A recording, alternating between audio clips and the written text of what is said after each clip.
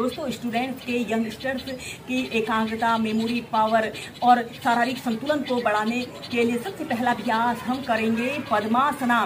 सबसे पहले आपने ऐसे ही कमर गर्दन बिल्कुल सीधी करते हुए ऐसे बैठ जाते हैं। फिर अपने राइट पैर को ऐसे घुटने से ऐसे मोड़ लेते हैं और ऐसे अपने पैर को लेफ्ट थाइज के पास ऐसे रख लेते हैं और अपने लेफ्ट पैर को भी ऐसे मोड़कर राइट थाइज के पास ऐसे रख लेते हैं और कमर गर्दन बिल्कुल सीधी करते हुए अपने दोनों हाथों को ज्ञान मुद्रा, अपने अंगूठे और तर्जनी अंगुली को ऐसे अग्र भाग में मिला लेते हैं और ऐसे अपने घुटनों के ऊपर ऐसे रख लेते हैं और एक आरामदायक अवधि के लिए कम से कम 5 से 10 मिनट आप इस पद्मासना को जरूर प्रैक्टिस कीजिए। इस अभ्यास को ब्रेन बूस्टर योगा के नाम से भी जाना जाता है।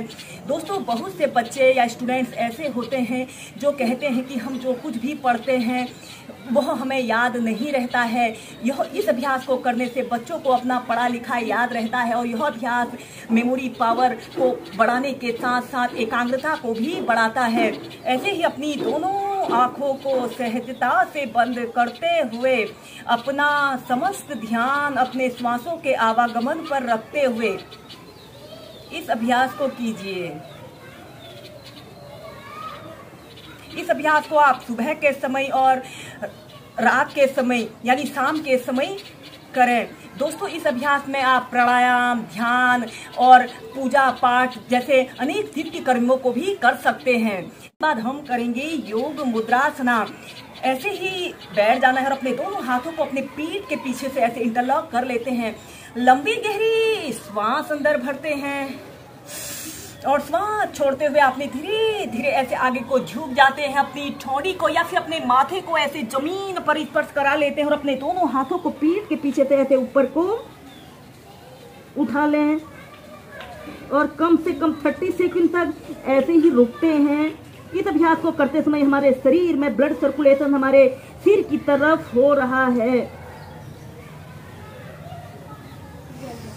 श्वास अंदर भरते हुए सीधे, श्वास छोड़ते हुए ऐसे आगे को झुक जाते हैं और 30 सेकंड तक ऐसे ही रुकते हैं।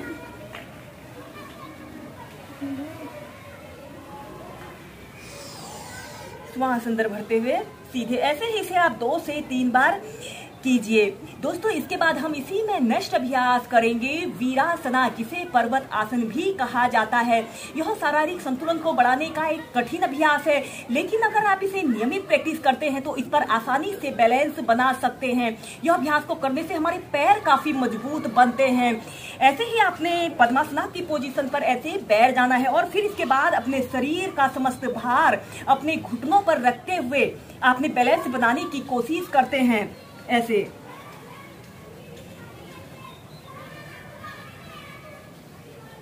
किसी एक वस्तु पर अपने ध्यान को केंद्रित कीजिए।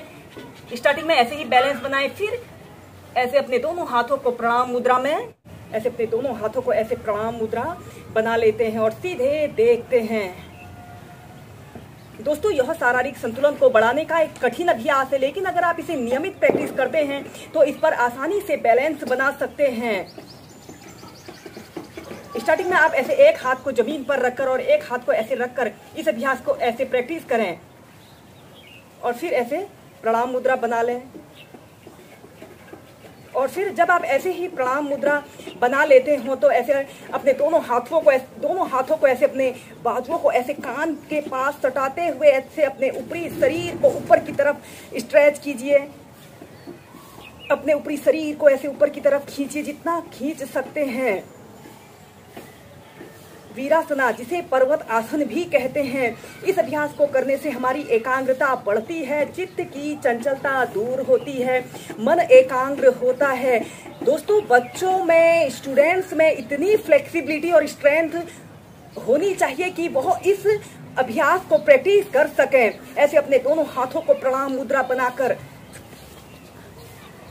किसी एक वस्तु पर अपने ध्यान को केंद्रित कीजिए।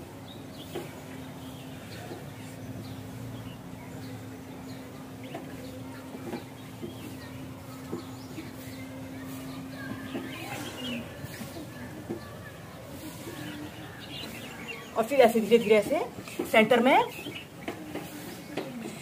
आ जाते हैं। इस अभ्यास को एक बार हम पीछे से करके बताते हैं। ऐसे ही आपने पद्मासना की पोजीशन पर ऐसे बैठ जाते हैं और फिर ऐसे ही पद्मासना पर बैठ जाते हैं और फिर अपने शरीर का भार अपने घुटनों पर ऐसे रखते हुए ऐसे अपने दोनों हाथों को प्रणाम मुद्रा बना लें। ऐसे दोनों बाजुओं को ऐसे कान के पास सटाते हुए ऐसे अपने ऊपरी शरीर को ऊपर की तरफ खींचें।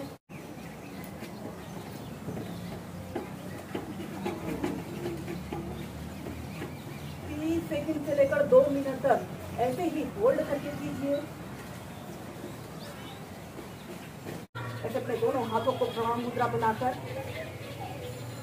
कम से कम 2 मिनट तक ऐसे ही होल्ड करके रखें। अपने बाजुओं को ऐसे अपने कान के पास हटा लें।